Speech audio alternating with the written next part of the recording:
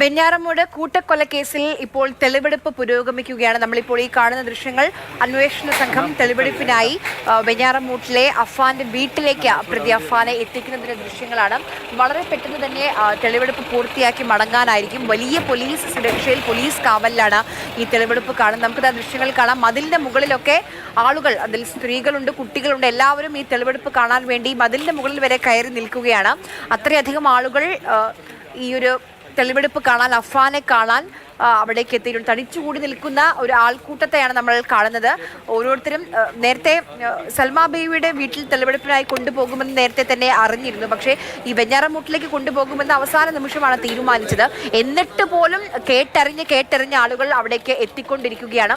വലിയ സുരക്ഷ ഉറപ്പാക്കുന്നുണ്ട്. പോലീസ് കാവലിലാണ് ഈ തെളിവെടുപ്പ് പുരോഗമിച്ചുകൊണ്ടിരിക്കുന്നത്. ഇവിടെ നിന്ന് വിവരങ്ങളൊന്നും ശേഖരിക്കാനില്ല. അതുകൊണ്ട് തന്നെ വളരെ പെട്ടെന്ന് തന്നെ ഈ തെളിവെടുപ്പ് പൂർത്തിയാക്കി മടങ്ങാനായിരിക്കും പോലീസിന്റെ ശ്രമം. ഇനി ആ ധനകാര്യ സ്ഥാപനത്തിലേക്ക്, സൽമാ ബീവിയുടെ മാല പണയം വെച്ച ധനകാര്യ സ്ഥാപനത്തിലേക്ക് പോകുമോ എന്ന് ഉറപ്പില്ല തെളിവെടുപ്പിനായി. എന്തായാലും ഇപ്പോൾ രണ്ടാമത്തെ തെളിവെടുപ്പാണ് നടന്നുകൊണ്ടിരിക്കുന്നത്. ജിബിൻ ജെബി നമുക്കിപ്പം ചേരുന്നുണ്ട്. ജിബിൻ, നമ്മൾ ആ ദൃശ്യങ്ങൾ കാണുകയാണ്. മതിലിന്റെ മുകളിലൊക്കെ ആളുകൾ കയറി ഇതൊന്ന് കാണാൻ, ഈ തെളിവെടുപ്പ് കാണാൻ, അഫാനെ കാണാൻ വേണ്ടി നിൽക്കുകയാണ്. കുറേ ആളുകളുണ്ട് അവിടെ.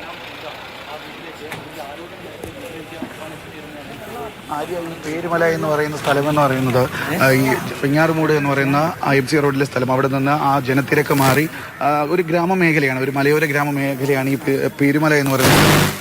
മുൻപ് ഇത്തരത്തിലുള്ള സമാന രീതിയിലുള്ള ആക്രമണം,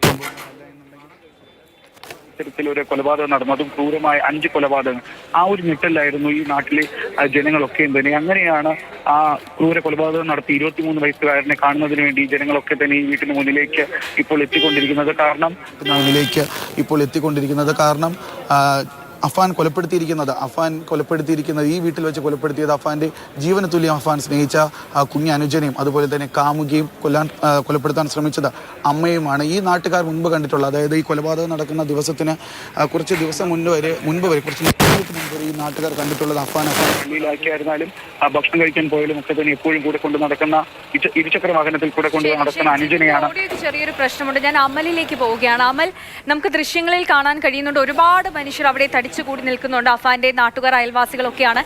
ഇവർക്കൊക്കെ വലിയൊരു ഞെട്ടൽ തന്നെയായിരിക്കും ഈ ഒരു വാർത്ത നൽകിയത്. കാരണം മുൻപ് ക്രിമിനൽ പശ്ചാത്തലമില്ലാത്ത ഒരു യുവാവ്, സൗമ്യ സ്വഭാവമുള്ള ഒരു യുവാവ്, അയാളാണ് ഇത്തരത്തിൽ അതിക്രൂരമായ കൊലപാതകങ്ങൾ നടത്തിയത്. പ്രിയപ്പെട്ട സുഹൃത്തിനെ കൊലപ്പെടുത്തി, അത്രമേൽ സ്നേഹിക്കുന്ന അനിയനെ കൊലപ്പെടുത്തി, ഉമ്മയെ, ഈ വീട്ടിൽ വെച്ച് ഉമ്മയെ കൊലപ്പെടുത്താനുള്ള ശ്രമം നടത്തി. ഉമ്മ ഇപ്പോൾ ആശുപത്രിയിലാണ്. അങ്ങനെയുള്ള ആ അഫാനുമായിട്ടാണ് ഇപ്പോൾ തെളിവെടുപ്പ് നടത്തുന്നത്. രക്തക്കറ ഇപ്പോഴും മാറിയിട്ടില്ലാത്ത ആ വീട്ടിൽ അഫാനുമായുള്ള തെളിവെടുപ്പ് നടക്കുകയാണ്. പക്ഷെ പാങ്ങോട്ട് വീട്ടിൽ വളരെ കുറച്ച് സമയമാണ് തെളിവെടുപ്പ് നടന്നത്. പക്ഷെ ഇവിടെ ഇപ്പോൾ സമയം നീണ്ടു പോകുന്നുണ്ടല്ലേ തെളിവെടുപ്പിന്റെ?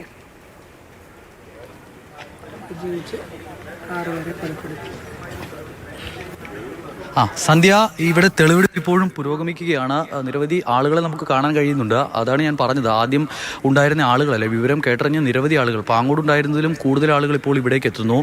തൊട്ടടുത്താണ് വെഞ്ഞാറമൂട് ടൗൺ ഉള്ളത്. നമുക്ക് ഇപ്പോൾ മനസ്സിലാക്കാൻ കഴിയുന്ന ഒരു കാര്യം, നേരത്തെ ഒരു ഫിനാൻസ് സ്ഥാപനത്തിലെത്തിയുള്ള തെളിവെടുപ്പിൻ്റെ കാര്യം പറഞ്ഞിരുന്നു. പക്ഷേ ആ തെളിവെടുപ്പ് ഉണ്ടാകില്ല എന്നുള്ളതാണ് ഇപ്പോൾ വ്യക്തമാകുന്നത്. ആ സ്ഥാപനം അടച്ചിട്ടുണ്ട്. അതിനാൽ അവിടേക്ക് ഇനി എത്തണമെങ്കിൽ അവിടുത്തെ ആളുകളോട് നേരത്തെ അറിയിച്ചിട്ടുണ്ടെങ്കിൽ അവർ ആ സ്ഥാപനം അടക്കില്ലായിരുന്നു. നമ്മുടെ ഒരു നിഗമനം അനുസരിച്ചാണെങ്കിൽ അവരെ ഇതുവരെയും അവിടെ ഒരു ഈ തെളിവെടുപ്പ് ഉണ്ടാകും, അതിനാൽ തന്നെ സ്ഥാപനം തുറക്കണമെന്നൊരു കാര്യം അവരെ അറിയിച്ചിട്ടില്ല. അവർ അവിടെ നിന്നും മടങ്ങിയിട്ടുണ്ട്, സ്ഥാപനം അടച്ചിരിക്കുന്നു.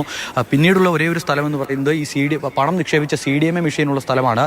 അവിടെ സാങ്കേതികമായി ഇറക്കിപ്പോകാനുള്ള ഒരു ചെറിയ സാധ്യത നിൽക്കുന്നു. പക്ഷേ അതിലും ഇപ്പോൾ ഉറപ്പില്ല. അങ്ങനെയെങ്കിൽ നേരെ ഇവിടെ നിന്നും പോകുക പോലീസ് സ്റ്റേഷനിലേക്ക് തന്നെയായിരിക്കും. അതിനുശേഷമായിരിക്കും പിന്നീടുള്ള നടപടികൾ. നാളെ ചോദ്യം ചെയ്യൽ, അതിനുശേഷമായിരിക്കും കോടതിയിൽ തിരികെ ഹാജരാക്കുക. കോടതിയിൽ ഹാജരാക്കിയിട്ടുണ്ടെങ്കിൽ പിന്നീട് കിളിമാനൂർ പോലീസ് കസ്റ്റഡിയിൽ വാങ്ങും. ലത്തീഫിൻ്റെയും സാജിദയുടെയും കൊലപാതകം സംബന്ധിച്ച കാര്യത്തിൽ അവർക്ക് തെളിവെടുപ്പ് നടത്തേണ്ടതുണ്ട്.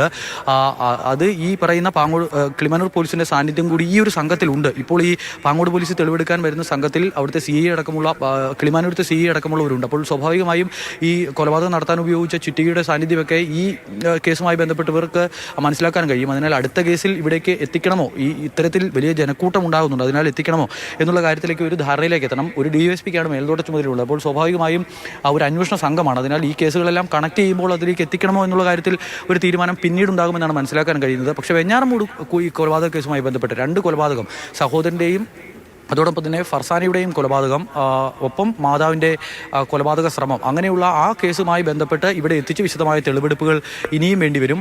ആ സമയമാകും മുകളിലുള്ള ഈ രണ്ടാം നിലയിൽ ഫർസാനയെ കൊലപ്പെടുത്തിയിട്ടിരിക്കുന്ന മുറിയുണ്ട്. ആ മുറിയിലേക്ക് അടക്കം കടന്നു ചെന്നുകൊണ്ടുള്ള ഒരു തെളിവെടുപ്പ് അതിനുശേഷം മാത്രമേ ഉണ്ടാകൂ. നിലവിൽ എന്തായാലും ഈ ചുറ്റിക വെച്ചിരിക്കുന്ന സ്ഥലം, അതോടൊപ്പം തന്നെ മറ്റെന്തെങ്കിലും കാര്യങ്ങൾ പോലീസിന് ചോദിച്ചറിയാനുണ്ടെങ്കിൽ അത് ചോദിച്ചറിഞ്ഞ് മടങ്ങുക, അതാകും ഒരുപക്ഷെ പോലീസ് നടത്തുക.